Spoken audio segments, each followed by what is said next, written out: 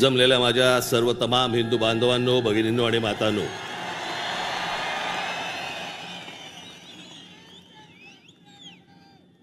सर्वप्रथम मी आपणाला सर्वांना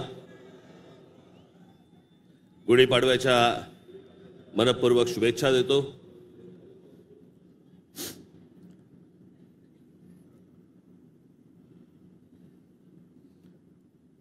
हा म्हणे हरलेला पक्ष,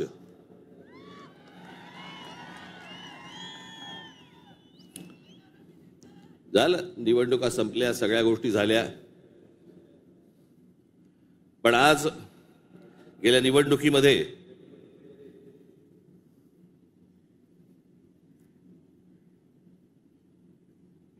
ज्यांनी मतदान करून ज्यांची मतं दिसली त्या सर्व मतदारांचे मी मनपूर्वक आभार मानतो। आणि ज्या मतदारांनी महाराष्ट्र नवनिर्माण सेनेला मतदान करून देखील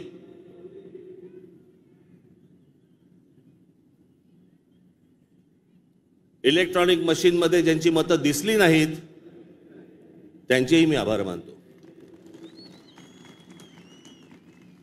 निवडणुका कशा झाल्या, काय काय गोष्टी घडल्या, मला असं वाटतं याच्यावरती माझं बोलून झालेलं आहे। आता जे झालं ते झालं, आता हे बघायचं ते याच्या पुढचं। सगळे वेळ काढून आलेत ना, बरंच बोलायचं मला।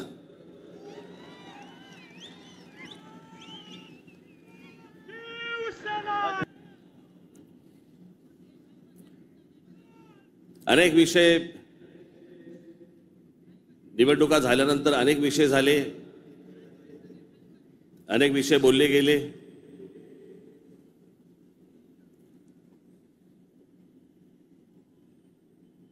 सदिच्छांचे, शुभेच्छांचे अनेक मला फोन पण आले आणि नेमके आजच आले।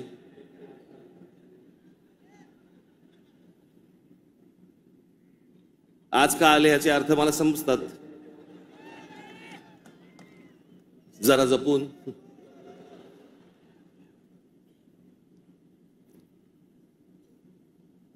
पण गेले काही दिवस ज्या काही घटना घडल्या, मला असं वाटतं काही गोष्टींचं तुम्हाला सांगणं खूप आवश्यक आहे, गरजेचं आहे।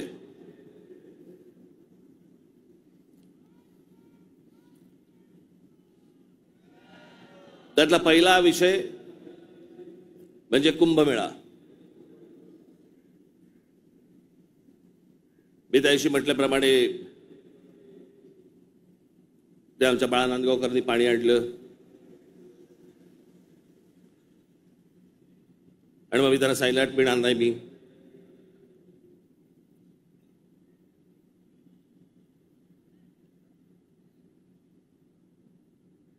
मग नव्याने वारं शिरलेल्या काही हिंदुत्ववाद्यांना असं वाटलं, अरे मी कुंभमेळाचा अपमान केला। मूर्ख आहात का?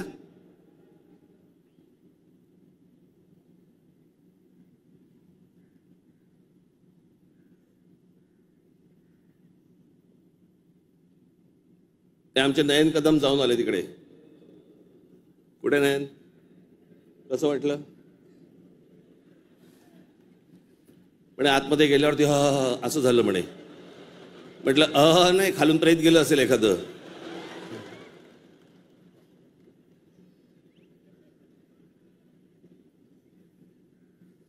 आपल्या देशामधल्या नद्यांची जी अत्यंत भीषण अवस्था आहे, ज्याला आपण माता म्हणतो, नदीला देवी म्हणतो, त्या नद्यांकडे आपल्या राज्यकर्त्यांचा, आज नाही, आजचे राज्यकर्ते नाही, गेल्या अनेक वर्षांपासूनचे, मला आजही आठवते, गंगा साफ करावी असं पहिलं बोलणारी जे कोणी व्यक्ती मला आठवते, मला राजकारणातली, ती म्हणजे स्वर्गीय राजीव गांधी। राजीव गांधी ज्यावेळेला पंतप्रधान झाले त्यावेळेला त्यांनी गंगा साफ करण्याचं काम सुरू केलं। तेव्हापासून अजून गंगा साफ करतायत।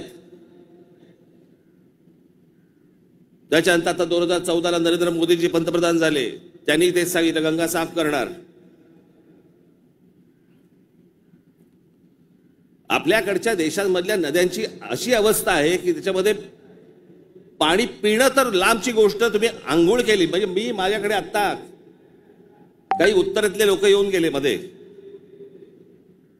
आणि त्यांनी मला सांगितलं की कित्येक लाखो लोक तिथे आंघोळ केल्यानंतर आजारी पडलेले आहेत, पडणारच आजारी.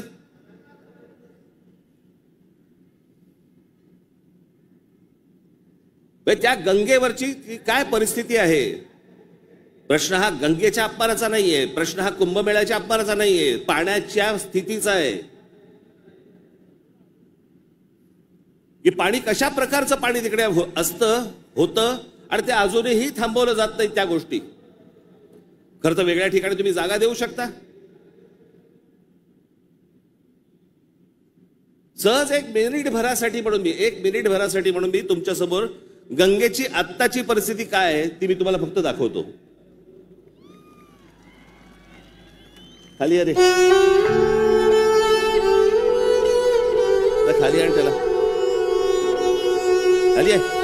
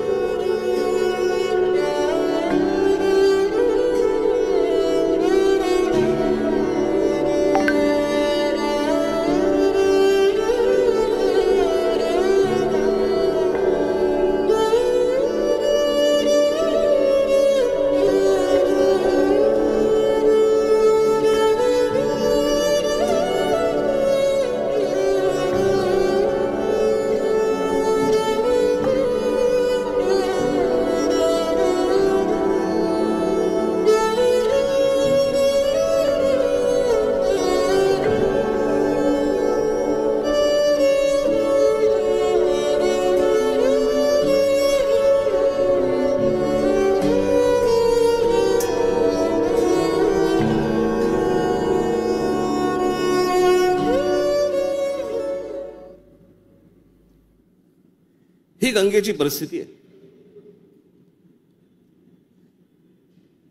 आतापर्यंत 33,000 कोटी रुपये खर्च झाले त्याच्यावरती. तुम्ही आता तो महंत बघितलात ज्याला बोटीतनं तसाच्या तसाच टाकून दिला.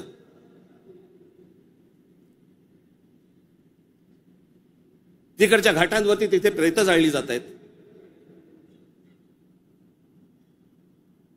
नुसतं आपला अग्नी दिल्यासारखा करतात आणि तसंच प्रेत ढकलून देतात पाण्यामध्ये.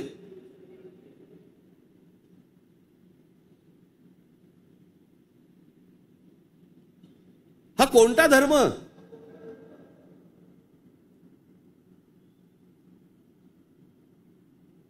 म्हणजे आमच्या नैसर्गिक आपल्या देशाच्या गोष्टींवरती जर समजा अशा प्रकारचा धर्म आडवा येत असेल, काय करायचं त्याचं?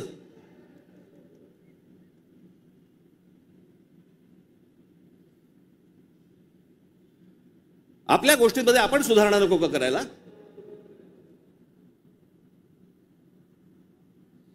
काळ बदलला, लोकसंख्या वाढली. 1000 वर्षापूर्वीच्या गोष्टी वेगळ्या होत्या, आताच्या गोष्टी वेगळ्या आहेत.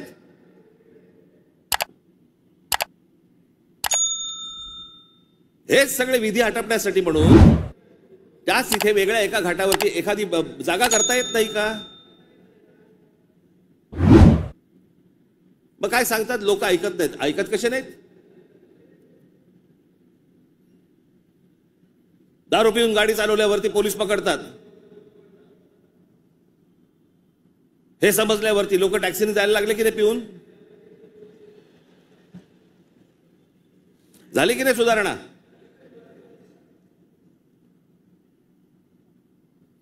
आपल्या नद्या स्वच्छ राहिल्या पाहिजेत.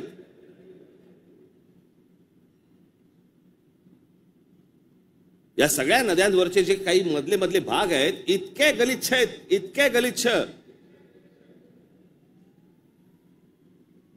या नद्या बर्बाद कोण करतोय? आपणच करतोय. कशाच्या नावाखाली? धर्माच्या नावाखाली.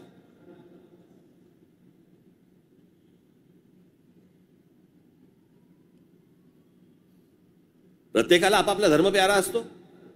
प्रत्येकाने आपापल्या धर्मामध्ये सुधारणा केल्या पाहिजेत. मी ज्या वेळेला हे गंगेवरचं ज्यावेळेला मी पाहत होतो सगळ्या गोष्टी, मला कळेना हे कसं काय चाललंय.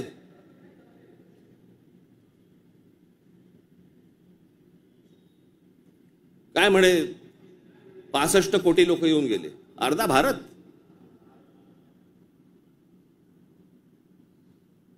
चला त्यातले आपण 5 लाख आपण पकडूया, व्हीव्हीआयपी आणि व्हीव्हीआयपी. बाकीचे काठावरच बसले असतील खो खो खेळायला, बरोबर की नाही? प्रत्येकाची जरी 200-200 ग्रॅम पकडली, चीनची भिंत बांधता आली असती आपल्याला.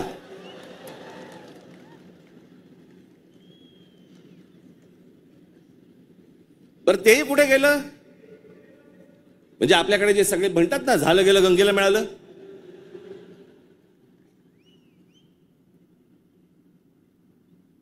महाराष्ट्रामधली देखील आज नद्यांची परिस्थिती हेच. आमच्या कोकणामधली सावित्री नदी घ्या, सगळं केमिकलने भरली आहे. मी आता आणलंय इथे तुमच्यासाठी.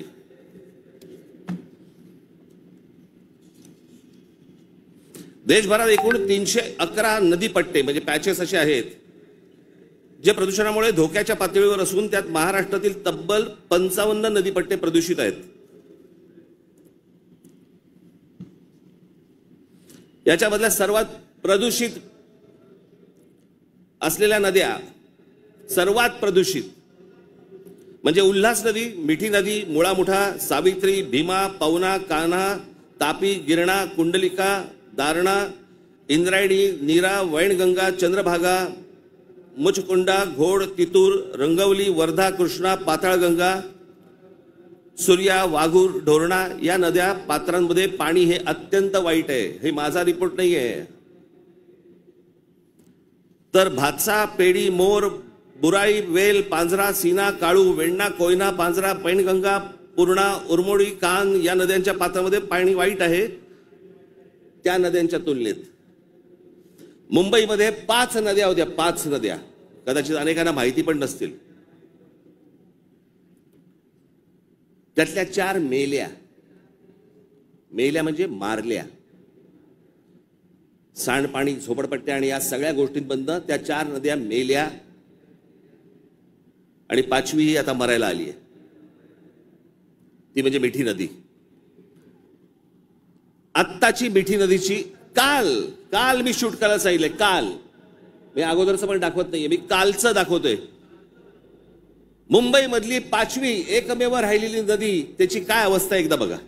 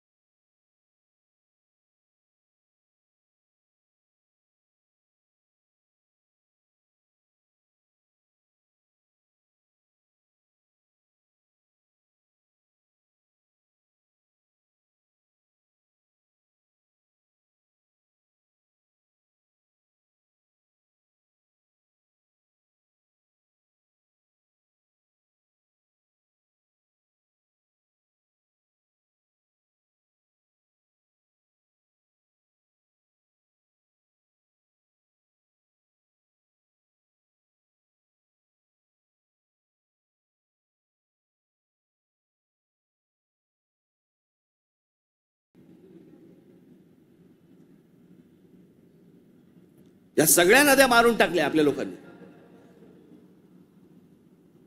दरवर्षी येणार मुंबई महानगरपालिका म्हणणार की आम्ही मिठी नदी साफ केली. ही साफ जोपर्यंत आजूबाजूची वस्ती हटत नाही तोपर्यंत या नद्या कधीही साफ होणार नाहीत. आपल्या सगळ्या नद्यांमध्ये सगळीकडे केमिकल्स भरलेली आहेत. का? आमचं पोल्युशन कंट्रोल बोर्ड काय करतं? उद्योगधंद्यांना प्रोत्साहन, कारण उद्योगपती ह्यांना प्रोत्साहन देतात.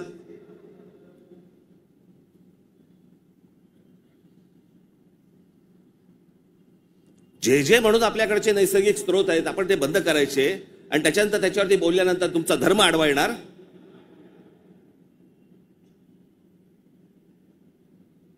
धर्माच्या गोष्टी तर मला तर कोणी सांगू पण नाहीत या लोकांनी. काही गोष्टी आपण आपल्यात सुधारल्या पाहिजेत.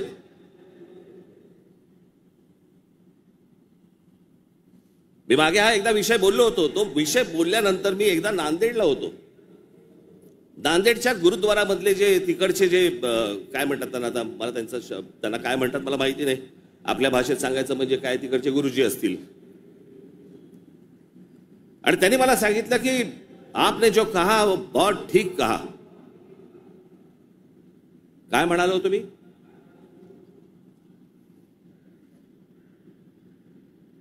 आमच्याकडे महानगरपालिका, जिल्हा परिषदा, ग्रामपंचायती, देशभर सगळ्या ठिकाणी आमच्याकडे काय भिंती रंगवल्या जातात, बोर्ड लावले जातात, झाडं जगवा, झाडं वाचवा.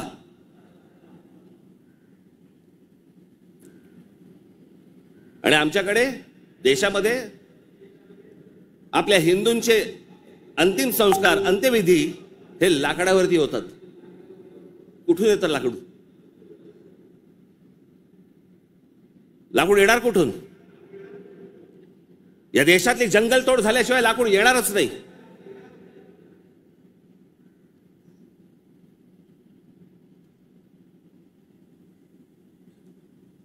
आणि ह्याला पर्याय म्हणून काय त्या इलेक्ट्रिक विद्युत दाहिनी आल्यात ना.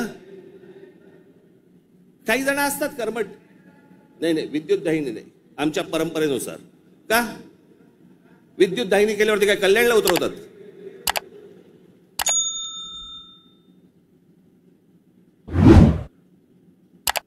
देशभर विद्युत दाहिन्या झाल्या पाहिजेत. त्या विद्युत दाहिन्या झाल्या तर लाकूड लागणार नाही. लाकूड लागणार नाही मग जंगल राहतील. आमचे पंतप्रधान नरेंद्र मोदी मागे एकदा जंगलात गेले होते फिरायला, कोणतरी एका परदेशी माणसाबरोबर. म्हणजे आमच्या पंतप्रधानांना जंगलांची आवड आहे.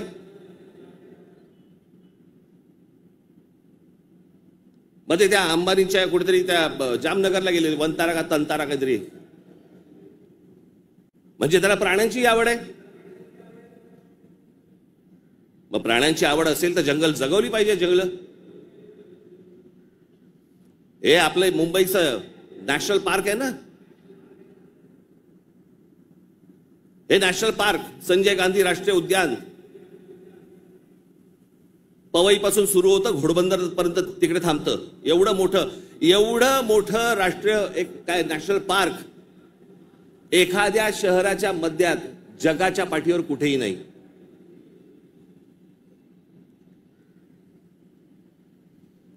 आपण आमचे मूळ विषयच आपण विसरलेलो आहोत.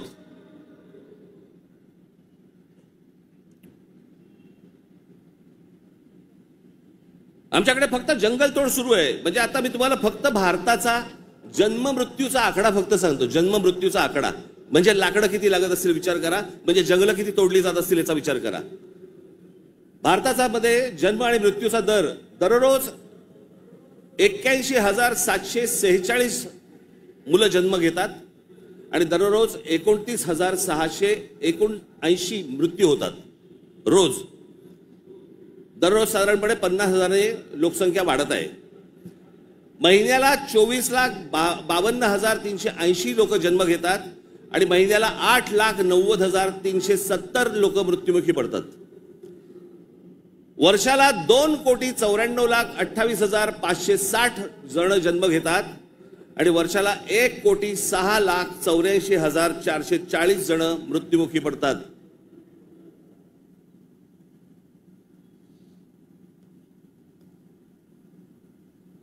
आपण एका बाजूने बोंबलायचं आमच्याकडे दुष्काळ पडलाय, आमच्याकडे पाणी नाही.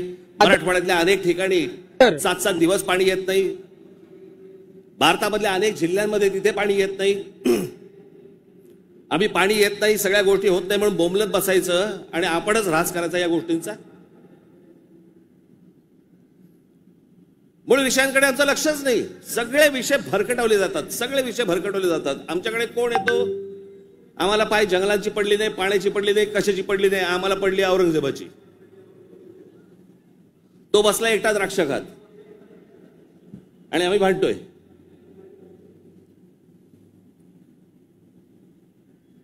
औरंगजेबाची कबर राहिली पाहिजे का उडवली पाहिजे? आत्ता कुठून आठवलं? चित्रपटाने जागे होणारे हिंदू काही कामाचे नाहीत.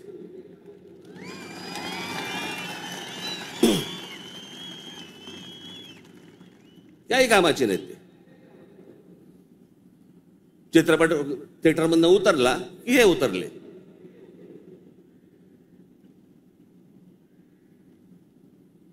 छत्रपती संभाजी महाराजांचं बलिदान तुम्हाला आत्ता कळलं विकी कौशल मेल्यावर?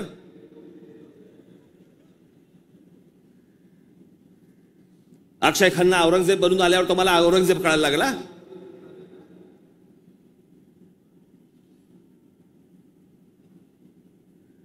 व्हॉट्सअप वरती इतिहास नाही वाचतायत. इतिहास वाचायचा असेल त्याच्यामध्ये पुस्तकामध्ये डोकं घालायला लागेल तुम्हाला.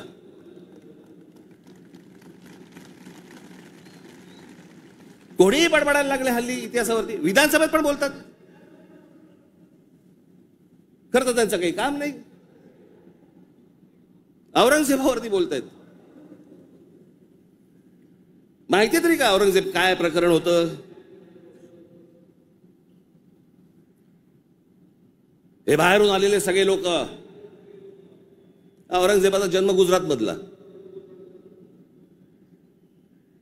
दाहोद नावाच्या गावामधला औरंगजेबाचा जन्म. आणि मग काय सोपं आहे इतिहासामधनं तुम्हाला जातीपातीमध्ये भिडवून द्यायला. यांना ब्राह्मणांनी साथ दिली, यांना मराठ्यांनी साथ दिली, मग तिकडे मराठी नव्हतेच, मग हे सगळं चोरून ब्राह्मणांनी केलं. हे सगळं बोलणाऱ्यांचा इतिहासाशी काही संबंध नाहीये. त्यांना फक्त राजकीय त्यांचं जे काही पोळी भाजून घ्यायची आहे तेवढंच फक्त काम आहे त्यांचं. त्यांना ना संभाजी महाराजांशी काही कर्तव्य आहे, ना औरंगजेबाशी काही कर्तव्य, ना कोणाशी काही कर्तव्य आहे. तुमची माथी फक्त भडकवायची.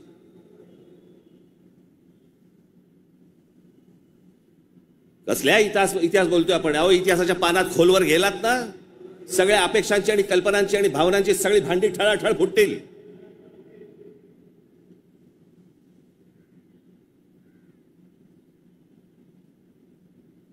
या हिंद प्रांतामध्ये एक अत्यंत कडवट, एक प्रभावी असं एक स्वप्न ज्या व्यक्तीला पडलं त्या आमच्या जिजाऊ साहेब.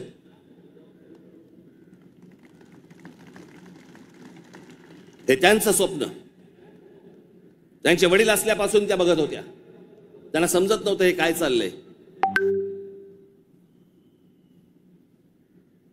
आमचीच लोक ह्या लोकांकडेच का चाकरी करतायत?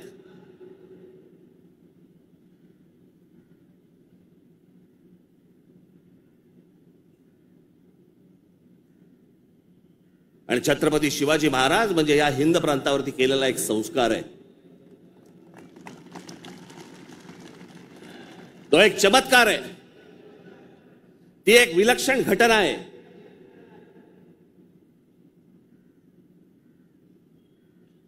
छत्रपती शिवाजी महाराज हा एक विचार आहे. तो विचार जन्माला यायच्या अगोदर या देशाची, या देश कुठचा होता? देश नव्हताच तो. या हिंद प्रांताची काय अवस्था होती, काय परिस्थिती होती?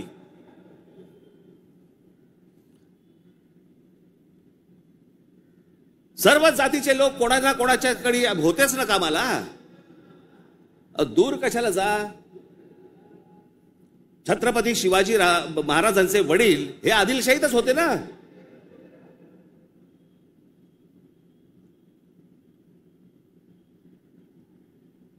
त्याच्यानंतर ते निजामशाहीत गेले ना. तो काळ वेगळा होता, तिवाळची परिस्थिती वेगळी होती. त्यांनी का तसे निर्णय घेतले? जे कोणी महाराष्ट्रामधले सरंजामदार होते त्यांच्या विरोधाचाच लढा होता ना शिवाजी महाराजांचा. हे सरंजामदार कोण होते? त्याला जातीत का पाहताय तुम्ही?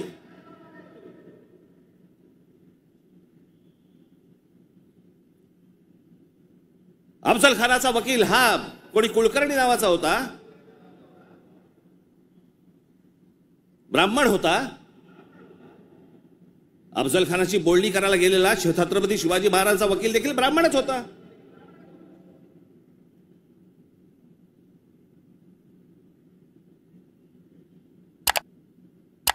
त्यावेळेला सगळीच माणसं वेगवेगळ्या लोकांकडे कामालाच होती.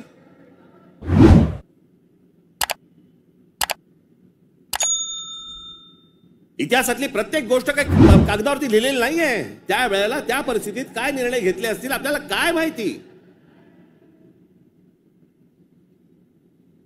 300-400 वर्षापूर्वीचा इतिहास, त्याच्यावरती आम्ही आज भांडतोय जातीत.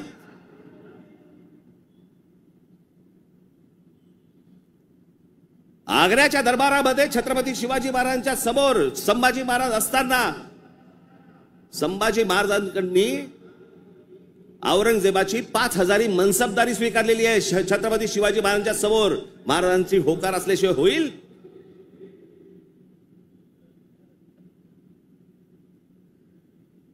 पण आता दरबारात अडकलोय, स्वीकारल्याशिवाय पर्याय नाही. आता स्वीकारू, नंतरचं नंतर बघू. राजकारण असतं ते. परिस्थिती काय, त्या परिस्थितीमध्ये कोणते निर्णय घ्यावे लागतात, काय परिस्थिती असते, आपण पाहणार आहोत का नाही. कशा अंगाने इतिहास पाहायचा असतो हे आपण कधी बघणार आहोत की नाही.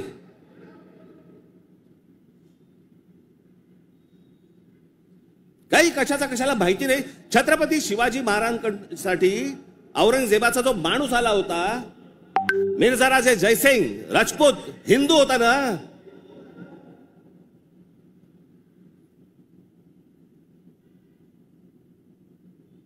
ज्या सिंहगडावरती आमच्या तानाजी मालुसरेंचा आज तिथे मृत्यू झाला, ते कोणाबरोबर लढाई झाला? उदयबान राठोड बरोबर ना. राजपूत होता ना, हिंदू होता ना. काय घेऊन बसलोय आपण.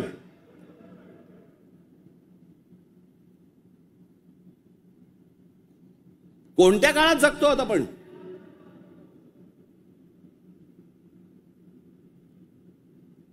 छत्रपती शिवाजी महाराजांच्या जन्माच्या अगोदरचा काळ वेगळा होता, नंतरचा काळ वेगळा आहे.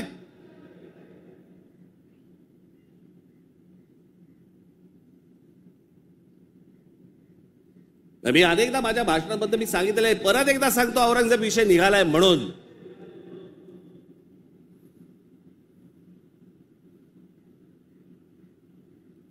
औरंगजेब बादशाह याचं राज्य कुठपासून कुठपर्यंत होतं? अफगाणिस्तान पासून दक्षिणेपर्यंत आणि इथे बंगालपर्यंत.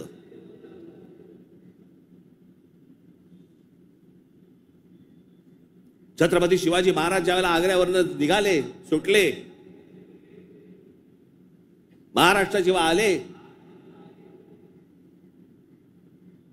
त्याच्यानंतर राज्याभिषेक झाला 74 साली आणि 1680 साली महाराजांचा मृत्यू झाला, निधन झालं त्यांचं. त्या दरम्यान औरंगजेबाचा एक पुत्र, मुलगा, महाराज गेल्यानंतर दक्षिणेत आलाय आणि औरंगजेबाच्या मुलाला शह म्हणजे राहायला जागा बरोबर घेतलं. हे संभाजीराजांनी घेतलंय. तो तिथून पळून आलाय. वाचा जरा इतिहास, वाचा जरा. औरंगजेब ज्या वेळेला आग्र्यावरनं निघालाय, महाराज गेले 1680 साली आणि औरंगजेब महाराष्ट्रामध्ये पोहोचलाय 1681 साली. 1681 ते 1707, 27 वर्ष तो महाराष्ट्रात लढत होता.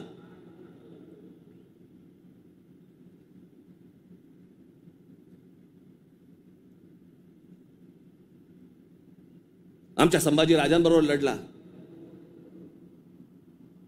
त्यांना क्रूर पद्धतीने मारलं. राजाराम महाराज लढले, संताजी धनाजी लढले आणि आमच्या तारा राणी साहेब लढल्या. या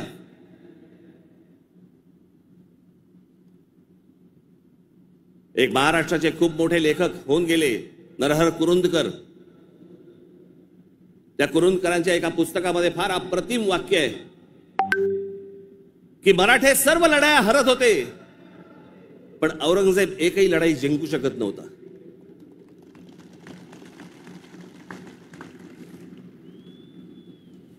याचं कारण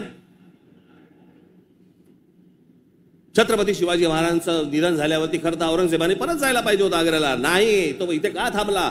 एवढा मोठ्या बलाढ्य प्रदेशाचा राजा, शहनशाह, एका 2.5, 3, 3.5, 4 जिल्ह्याच्या एका राजासाठी इथे ठाण मांडून का बसला?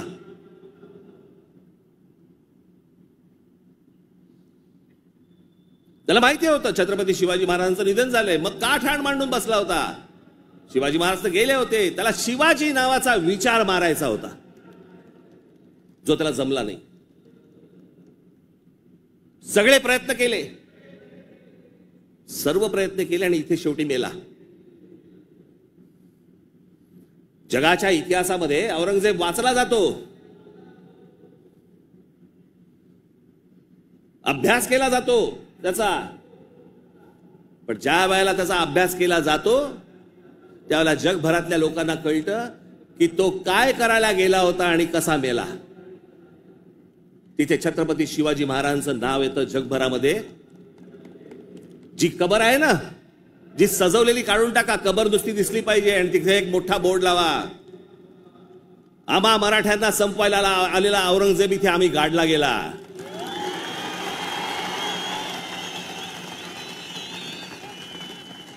हा आमचा इतिहास.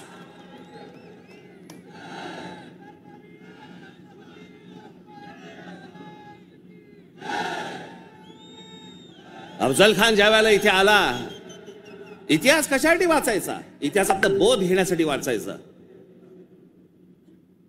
अफजल खान जेव्हा इथे आला त्यावेळेला प्रतापगडावरती मारला गेला खाली, तिथेच त्याची खाली कबर खोदली गेली, तिथेच त्याला पुरला. मराठीत एक फार अप्रतिम जो शब्द आहे ना, पुरून उरीन,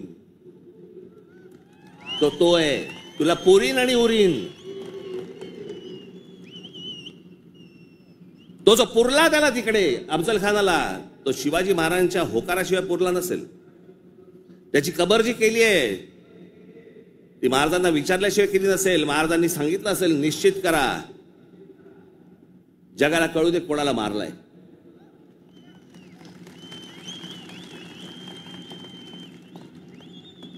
आपण ज्या मराठ्यांनी, महाराष्ट्राने ज्यांना ज्यांना गाडले त्यांची प्रतीकं नेस्तनाबूत करून चालणार नाही, ती जगाला दाखवली पाहिजेत, आम्ही यांना गाडलंय.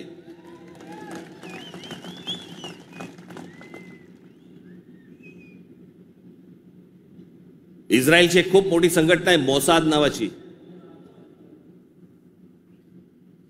त्याचं एक पुस्तक आहे. त्या पुस्तकामधली एक ओळ फार अप्रतिम ओळ आहे आणि त्याच्यात त्यांनी दिलंय की आम्ही अनेक स्मारकं बांधली इथे इस्रायलमध्ये, पण अनेक लोकांची आम्ही स्मारकं बांधली नाहीत. का? कारण ती जर बांधली तर जगामध्ये ते कृत्य आम्ही केलंय असं जगाला कळेल, म्हणून आम्ही नाही बांधली.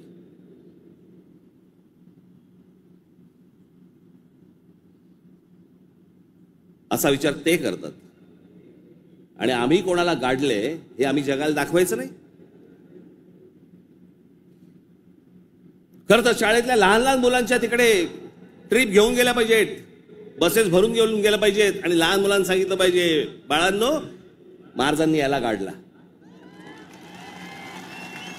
हा आपल्यावर आला होता, हा आपल्या धर्मावर उलटला होता, हा आमची मंदिरं पाडत होता, हा आमच्या बहिणींची आबरू लुटत होता, याला आम्ही गाडला. नाही तर पुढच्या पिढ्यांना आम्ही काय इतिहास सांगणार आहोत?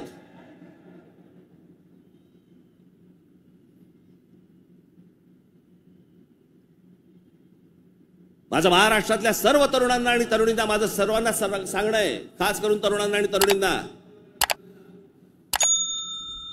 व्हॉट्सअपवरती इतिहास वाचायचा पहिला बंद करा. आणि इतिहास ज्या वेळेला तुम्हाला जातीतनं सांगण्याचा कोणीतरी प्रयत्न ज्या वेळेला करेल त्यावेळेला लक्षात ठेवा, तो कुठच्या ना तरी कुठच्या पक्षाला बांधील असेल. तुमची फक्त माती भडकवण्यासाठी हे सगळे उद्योग केले जातात. तुम्ही एक होऊच नाहीत, तुम्ही मराठी म्हणून एक येऊच नाहीत, तुम्ही महाराष्ट्र म्हणून एक येऊच नाहीत, याच्यासाठी जे सगळे प्रयत्न चालू असतात. मुळात विषय वेगळे असतात आणि मग विषय हे असले विषय काढून तुम्हाला भरकटवलं जातं, वेगळीकडे दिलं जातं आणि आम्ही तिकडे बघतो आणि बाकीचे इकडे काम आटपून घेतात. मधल्यामध्ये अडाणींना जमीन पण मिळून जाते.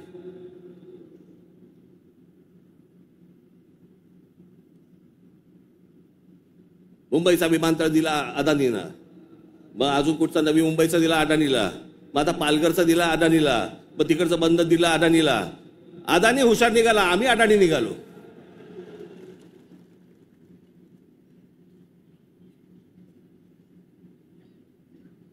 कित्येक गोष्टी आहेत ज्या विधानसभेमध्ये बोलल्या जाऊ नयेत. लाडकी बहीणचं काय झालं?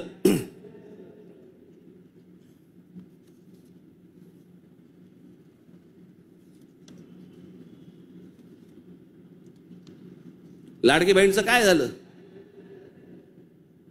काही नाही. बंद होणार ती योजना. मी निवडणुकीच्या वेळेला सांगत होतो, पण माझं खरं सांगून तुम्हाला पटलं नाही, त्यांचं खोटं सांगून पटलं. काय कमाल आहे.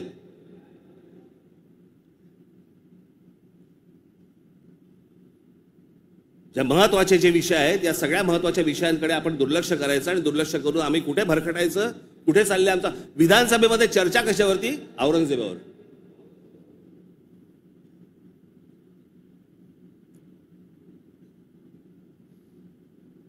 मी तुम्हाला मुद्दामून सांगतोय की तो तुर्कस्तान म्हणजे आताचा टर्की हा देश तलवारीच्या धारेवरती, धर्माच्या धारेवरती उभा राहिला. सगळ्या ठिकाणी आक्रमण केली. हा औरंगजेब यांचे हे सगळे आहेत ना, बाबर बिबर पासून सगळे, हे सगळे तुर्की मंगोलियन लोक आहेत. आपण ज्यांना मोघल म्हणतो ना, मोघल म्हणजे मंगोल्स, चंगीज खान वाले. हा तुर्की मंगोल आहे. सगळं धर्म, सगळं मुस्लिम धर्म तलवारीच्या धारेवरती सगळा देशभर जगभर पसरवण्याचा प्रयत्न केला. नंतर धर्माच्या आधारावरती तुम्हाला देश नाही उभा करतायत. हे अनेक देशांना समजलं. त्यातला पहिला टर्की म्हणजे तुर्कस्तान. तिकडे 1922 साली त्यांच्या पंतप्रधान का काय प्रेसिडेंट जो काय असतो तो, त्याच्यावरती केमाल पाशा नावाचा माणूस आला आणि केमाल पाशाने सगळं अख्खं तुर्कस्तानचं चित्र अख्खं पालटून टाकलं. 1938 साली मला असं वाटतं ते गेले. त्याच्यानंतर जी लोक आली तिथे इस्लाम आता म्हणण्यापुरता आहे तिथे, पण तो आता भाग दक्षिण युरोप म्हणतात त्याला, दक्षिण युरोप. तिकडची परिस्थिती, तिकडची अवस्था जर समजा तुम्ही बघितलीत, म्हणजे त्या सगळ्या ठिकाणी मशिदी आहेत, सगळ्या गोष्टी आहेत, पण तुम्हाला रस्त्यावरती धर्म दिसत नाही. कारण त्याच्या लक्षात आलं की धर्मामुळे देशाची प्रगती होणार नाही. त्याने काय काय प्रकार केले? केमाल पाशाने राज्यघटनेत तुर्कीला धर्मनिरपेक्ष राष्ट्र म्हणून घोषित केलं. इस्लामला राज्य धर्माचा दर्जा काढून टाकला. शरिया कायदे रद्द करून स्विस सिव्हिल कोडवर आधारित नवीन कायदा लागू केला.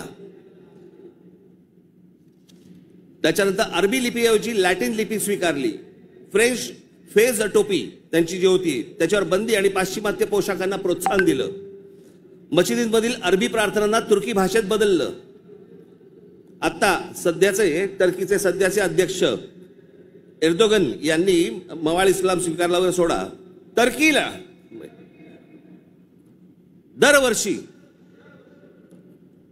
टुरिझम म्हणून किती लोक भेट देतात? 5 कोटी लोक भेट देतात.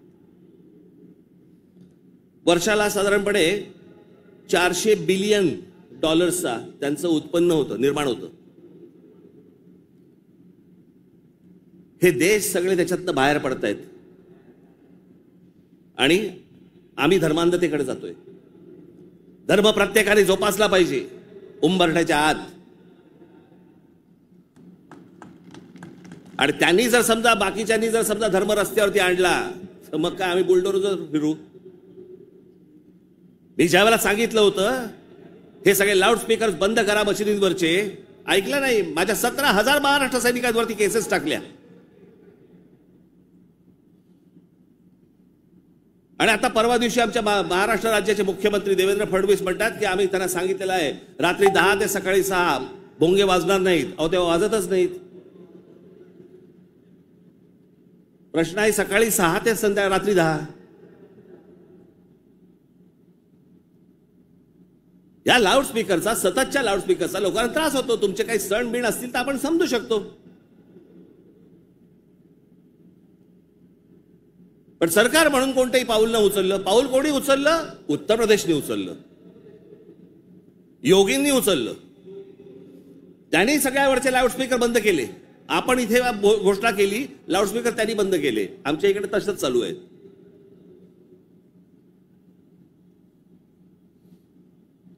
हे इकडे माहीमला इथे समुद्रावरती जे काय काय त्यांनी काय काय करतात ते मजार बोलल्यावरती रात्रीच्या रात्री काढून टाकली गेली. आतमध्ये काय? आतमध्ये पोकळ काहीच नव्हतं. ही सगळी अनधिकृत बांधकामं, या अनधिकृत वस्त्या ज्या काय आता झालेल्या आहेत आपल्याकडे, हे सगळे इथे कॉम्बिंग ऑपरेशन्स केली पाहिजेत. आपण मूळ विषय सगळे जे आहेत ना, जे रोजगाराचे आहेत, जे शेतीचे आहेत, जे कामगारांचे आहेत, जे विद्यार्थ्यांचे आहेत, जे शिक्षणाचे आहेत, सगळे बाजूला काढतोय आपण आणि भलत्या गोष्टींमध्ये आपण रमतोय. भलत्याच गोष्टींमध्ये.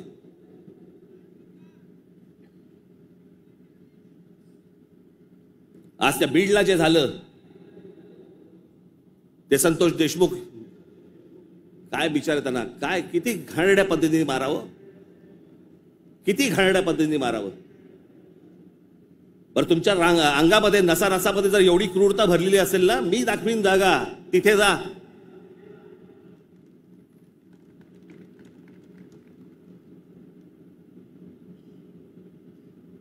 पण हे सगळं झालं कशातनं? त्या विंडमिल, तिकडची ऍश, तो तिकडचा जो काय प्रकल्प, त्याच्यातनं निर्माण होणारी जी काही ती राख आहे. म्हणजे मी आजपर्यंत ऐकलं होतं की राखेमधनं फिनिक्स पक्षी उभारी घेतो. आमच्या बीडमध्ये राखेतनं गुंड तयार होतात. विषय होता पैशाचा. ती जी काय वाल्मिक कराड आणि जी काय नावं येत आहेत त्यांची, हे सगळ्या खंडण्या. या संतोष देशमुखने त्याला विरोध केला. उद्या तिथे संतोष देशमुख नसता, दुसरा कोणी असता तरी त्यांनी हेच केलं असतं. विषय होता पैशांचा, विषय होता खंडणीचा, विरोध होता खंडणीला विरोध करणाऱ्यांचा. आम्ही लेबल काय लावली? वंजाऱ्याने मराठ्याला मारलं. त्याच्यात वंजाऱ्यांचा काय संबंध आणि मराठ्यांचा काय संबंध? कशात गुंतून पडतोय आपण? पण तुम्हाला गुंतवलं जातंय.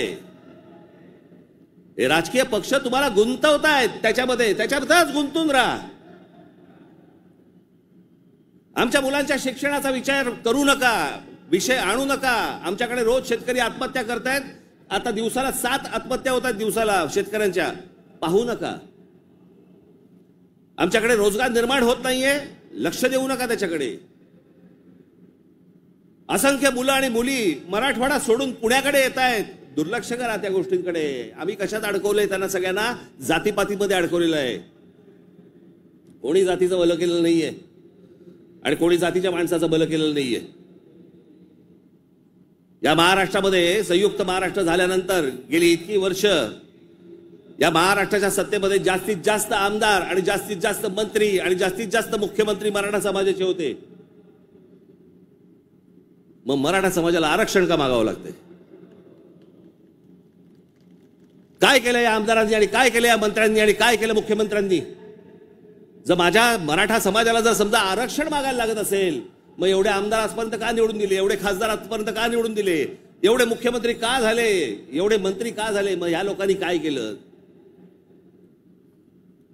जात जातीला कधीच सांभाळत नाही. हे फक्त निवडणुकांमध्ये फक्त तुमची मतं घेण्यासाठी म्हणून फक्त जातीचा वापर करतात. याच्यानंतर काही होणार नाही. निवडणुकीच्या तोंडावरती तुम्हाला सांगितलं होतं शेतकऱ्यांना कर्जमाफी करू म्हणून, सांगितलं होतं ना.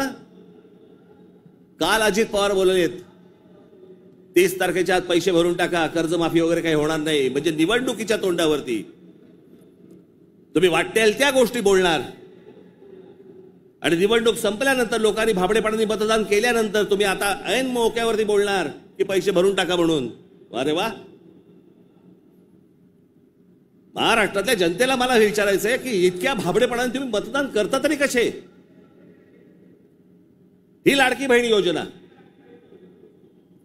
या लाडक्या बहीण योजनेची आता काहीतरी 2100 कोटी काहीतरी करणार म्हणे. 2100 कोटी केलं तर साधारणपणे वर्षाला महाराष्ट्र सरकारवरती 63,000 कोटीचं कर्ज होईल.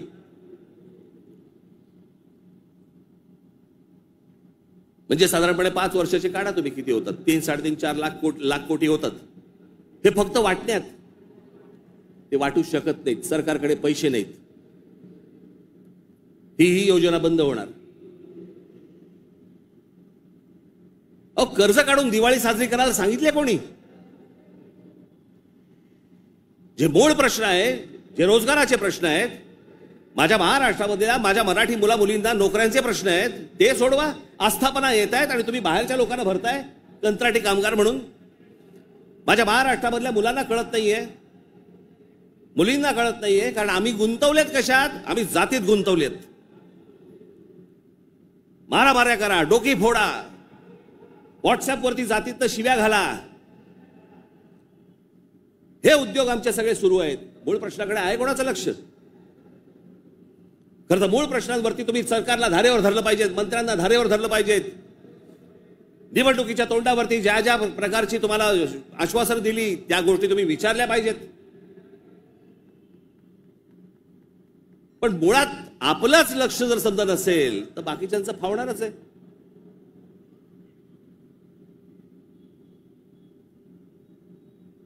तुम्ही सगळे या जातीपातीचे सगळे भेद गाडून तुम्ही एक मराठी म्हणून उभे राहायला पाहिजेत. बाकीच्या राज्यांमध्ये बघा, तामिळनाडू बघा, तामिळनाडूमध्ये हिंदी आणतायत, नाही म्हणून त्यांनी सांगितलं येऊ देणार नाही. केरळामध्ये येऊ देणार नाही. आम्हीच लोटांगण घालतोय. आम्हालाच समजत नाही आम्ही काय करायचंय. मी इतका भांबावलेला मराठी माणूस आजपर्यंत कधी बघितलं नाहीये. मी इतका राजकारणाचा झालेला चिखल देखील मी आजपर्यंत पाहिलेलं नाहीये. कोणत्याच गोष्टींचं आम्हाला गांभीर्य उरलेलं नाहीये. सगळेजण त्या इंस्टाग्रामवरती चालू आहेत, कारण डान्स बार बंद झाले. तिकडे जे हे चालायचं ते सगळं मोबाईलवरती आलं. कशात गुंतून पडलेला आहात एकदा जर विचार करा. हे ज्या गोष्टी बोलतात, ज्या गोष्टी सांगतात, खरं तर माझं मत आहे, मी आता झाला, निवडणुका संपल्या, शिमगा झालेला आहे, होळी संपलेली आहे. तुमच्या साक्षीने सांगतो, माझं खरं तर देवेंद्र फडणवीस तुमच्या हातामध्ये एक चांगलं राज्य, सुसंस्कृत राज्य हातामध्ये आलेलं आहे. याच्याकडे नीट बघा. चांगल्या पद्धतीने मराठी माणसाकडे पाहणार असाल तर आमचा तुम्हाला पाठिंबा निश्चित राहील. प्रत्येक गोष्ट आमची ऐकून करा.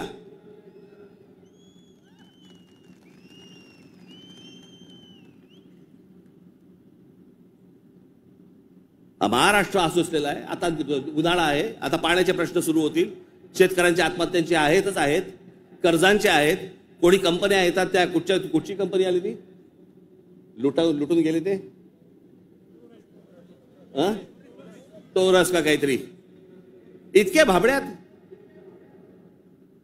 आता पैसे दिले की महिन्याभरात दुप्पट होतील. कोण देतं असं करून? का गुंतवता अशा ठिकाणी पैसे तुम्ही? पण या सगळ्या ह्याच्यामध्ये मी तुम्हाला दोष देणार नाही. ही जी असुरक्षितता जी आलेली आहे ना, आर्थिक असुरक्षितता आलेली आहे, वैचारिक असुरक्षितता आलेली आहे, मंदिरांच्या बाहेर रांगा लागल्या आहेत. जे बुवा बिवा जे काय आता सध्या नवीन आले सगळेजण, त्यांच्याकडे रांगा लागल्या आहेत. लोक भक्तीने जात आहेत, भावनेने जात आहेत, अडकून पडतायत. ठीक आहे, पण चांगल्या गोष्टीत तरी पडतायत.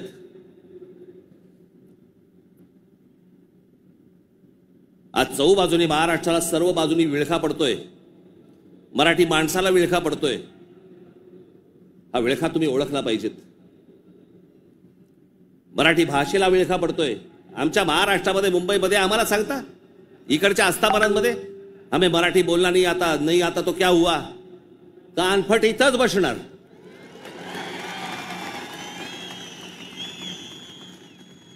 फालतू देशबीस सांगायचं नाही आम्हाला. प्रत्येक राज्याची एक राजभाषा आहे, त्या राजभाषेचा सन्मान हा प्रत्येक राज्यामध्ये राखला गेला पाहिजे. महाराष्ट्रामध्ये मुंबईमध्ये मराठीचा मान हा राखला गेलाच पाहिजे प्रत्येक आस्थापनेत. या महाराष्ट्रामधल्या उद्यापासून तयारीला लागा. महाराष्ट्रातल्या प्रत्येक बँकेत मराठी वापरली जाते की नाही पहिलं चेक करा. प्रत्येक बँकेत, प्रत्येक आस्थापनेत तुम्ही मराठी म्हणून सगळेजण कडवटपणे उभे राहायला पाहिजेत. या देशामधला हिंदू हा हिंदू तेव्हाच होतो जेव्हा मुसलमान रस्त्यावरती येतात. एरवी फक्त भक्तिभावाने असतात, पण हिंदूंमधला हिंदू जेव्हा जागरूक होतो तो फक्त दंगलीमध्ये हिंदू असतो. दंगल संपली की तो मराठी, पंजाबी, गुजराती, बंगाली सगळा होतो. आणि मग ज्यावेळेला तो मराठी होतो त्यावेळेला मग तो साळी, माळी, मराठा, ब्राह्मण, कुणबी सगळा होतो. आपापल्या जातीबद्दल प्रेम असणं हे स्वाभाविक आहे, पण दुसऱ्याच्या जातीबद्दल विद्वेष असणं, तिरस्कार असणं ही विकृती आहे.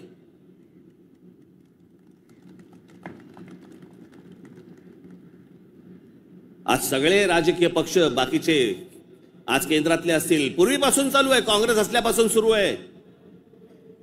या सर्व प्रश्नांकडे तुमचं गांभीर्याने लक्ष असलं पाहिजे. मी आज फक्त तुम्हाला एक गोष्ट वाचून दाखवणार आहे. 1966 साली शिवसेनेच्या जन्माच्या वेळेला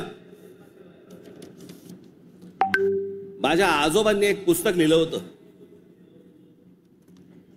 बघा, 1966 सालची गोष्ट बोलते मी तुम्हाला. 1966 माझ्या आजोबांनी एक पुस्तक लिहिलं होतं. मी ते लवकरच मी ते रिप्रिंट करून तुमच्या पुढे आणणार आहे. मी त्या पुस्तकाचं नाव होतं उठ मराठ्या उठ.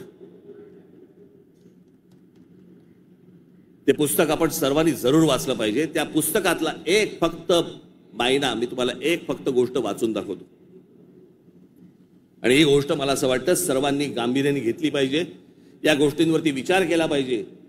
पूर्वीची काँग्रेस असो, नाही तर आताची भाजपा असो, नाही तर अजून येणारे दुसरे कुठचाही केंद्रामधला पक्ष असो किंवा राज्यामधला, मराठी माणसांनी या गोष्टींचा विचार करणं गरजेचं आहे. हे आजोबांनी 66 साली लिहिलंय. तीच गोष्ट आज तंतोतंत आपल्याला लागू पडते.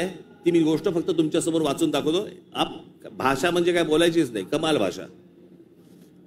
आज महाराष्ट्राचा मराठा आत्मस्वरूपाला पारखा होऊन ना अरत्री ना परत्री, म्हणजे ना इथे ना तिथे, अशा मोहनीय अवस्थेत आहे. त्याचा उज्ज्वल भूतकाळ त्याने चुकूनही आठवू नये. त्याचा उज्ज्वल भूतकाळ, जे मी मगाशी तुम्हाला सांगतो ना, इतिहासातल्या चांगल्या गोष्टी, त्याचा उज्ज्वल भूतकाळ त्याने चुकूनही आठवू नये.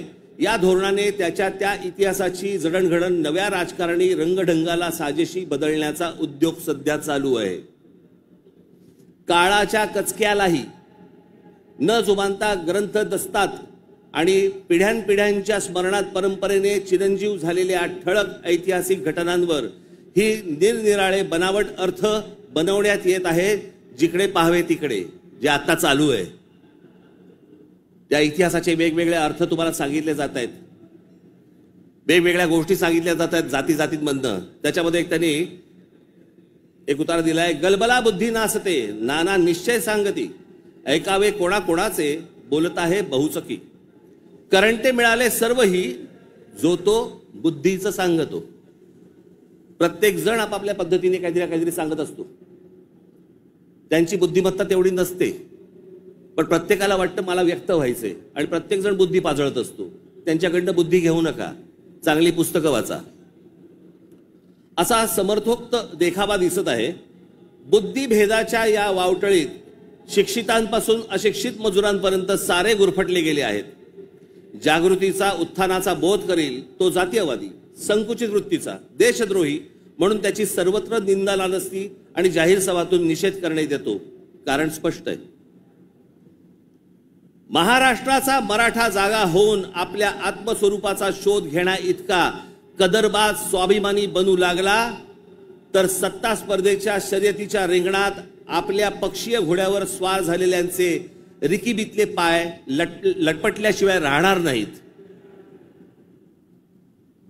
हे जे आज सत्तेचे सगळ्या घोड्यांवर चालू आहे ना, घोड्यांवरती बसलेले आहेत, तुम्ही एक व्हा. तुम्ही एक मराठी म्हणून ताकद ह्यांना सर्वांना दाखवा. नाही ह्यांचे पाय लटलटले तर मला सांगा. पण तुमच्यामध्ये सगळ्यांमध्ये फक्त मतभेद निर्माण करणं, बुद्धिभेद निर्माण करणं आणि त्या बुद्धिभेदातनं ह्यांना फक्त सत्ता राबवायची आहे सगळ्यांना. आज सत्तेवर बसले तेवढंच नाही म्हणत मी, सगळेच. म्हणून मला तुम्हाला एवढंच सांगायचं आहे आजच्या या गुढीपाडव्याच्या दिवशी. हा गुढीपाडवा, या गुढीपाडव्याच्या दिवशी तुम्ही हा मराठी नववर्षाचा सण, या मराठी नववर्षाच्या क्षणी तुम्ही सगळ्यांनी, महाराष्ट्रातल्या तमाम माझ्या माता भगिनींनी, माझ्या बंधूंनी, भावांनी, माझ्या बहिणींनी, सगळ्यांनी एकजुटीने मराठीचा नारा द्यावा. आणि ज्या वेळेला ते इतर ज्या वेळेला अंगावर येतील त्यावेळेला आपण हिंदू म्हणून अंगावरती जाऊ. एवढी ताकद आपण आज या ठिकाणी ठेवू. आपण आज या गोष्टींची शपथ घेऊ. आणि पुढच्या सगळ्या येतात निवडणुका आता लागतील, मला असं वाटतं की ऑक्टोबर नोव्हेंबरला लागतील बहुधा. यांची गॅरंटी नाही, कारण यांचं चाललंय ते बरं चाललंय. एक माणूस धरून बसलेत आयुक्त प्रत्येक ठिकाणचा. त्याच्यामुळे हे सोपं असतं राजकारण. ज्या वेळेला निवडणुका लागतील तोपर्यंत सगळी बांधणी तुमची पूर्ण झालेली पाहिजे आणि सगळेजण तुम्ही जोरात कामाला लागले पाहिजेत. एवढी फक्त एक इच्छा, आशा, अपेक्षा व्यक्त करतो आणि पुन्हा एकदा गुढीपाडव्याच्या आपल्याला सर्वांना शुभेच्छा देऊन आपली सर्वांची मी तूर्त रजा घेतो. धन्यवाद. जय हिंद, जय महाराष्ट्र. गर्जा हिंदुस्तान चॅनलला सबस्क्राईब करा आणि ताज्या घडामोडी जाणून घेण्यासाठी बेल आयकॉनवर प्रेस करा.